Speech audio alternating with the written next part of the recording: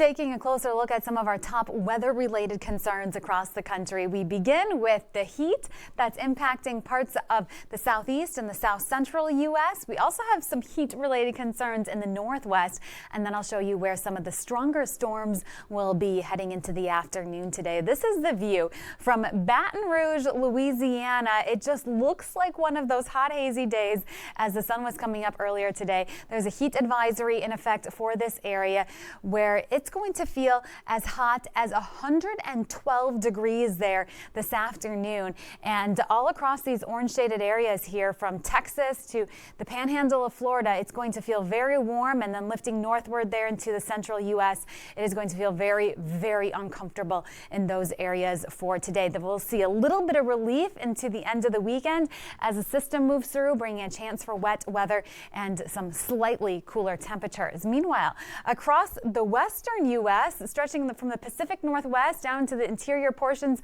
of California, it's going to be very warm in some of these areas as well. The Pacific Northwest isn't an area we typically associate with extreme heat, but it will feel a bit uncomfortable in some of those locations as well. So looking at your forecast in terms of storm activity, we do have this system that is moving across the central U.S. That is where we have a marginal threat as well as a slight risk for severe weather.